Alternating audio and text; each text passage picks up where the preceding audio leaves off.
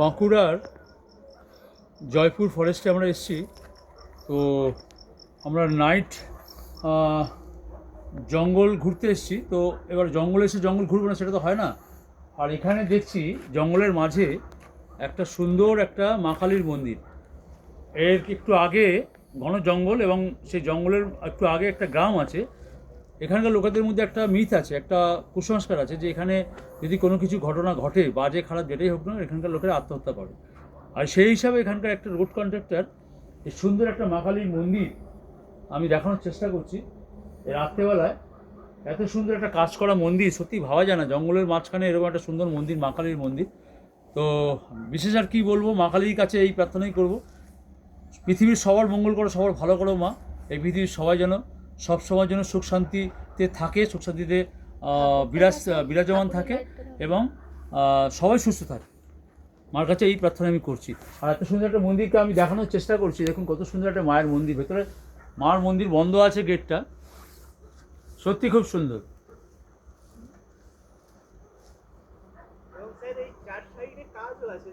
হ্যাঁ, চার সাইডে কাজ আছে। মূর্তি আছে, এদিকে আছে, দেখুন এখানে ছিন্নমস্তা মায়ের ইয়ে করা আছে। হ্যাঁ, দেখেছি। এই দেখুন ছিন্নমস্তা মায়ের মূর্তি একদম স্থাপন ইয়ে করা আছে। এখানে আলপনা দেওয়া আছে উপরে। যেটা বিষ্ণুপুরের ছিন্নমস্তার ইয়ে, তার আদলে ওটা ইয়ে করেছে। বুঝতে পেরেছি।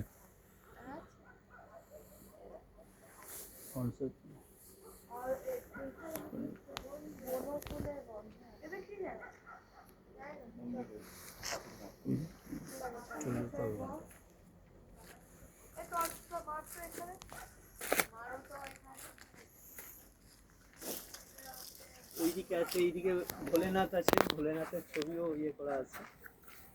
একটু দেখে আসবেন স্যার মাথাটা। ভোলেনাথের মূর্তি ইয়ে করা আছে, খুব সুন্দর।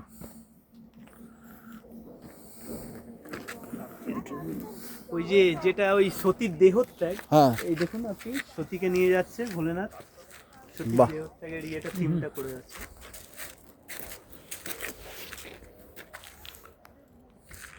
এই যে বিশ্বরূপ এটা। হ্যাঁ, বিশ্বরূপের ইয়ে।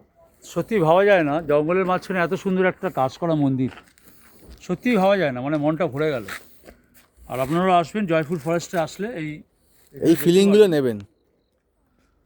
বাঁকুড়া জয়পুর ফরেস্ট, এখানে ঘন জঙ্গল, রাত্রেবেলা আমরা এসেছি এবং এত সুন্দর একটা মন্দির দর্শন করলাম, আপনাদেরও দেখানোর চেষ্টা করলাম, সত্যিই মনটা ভরে গেল।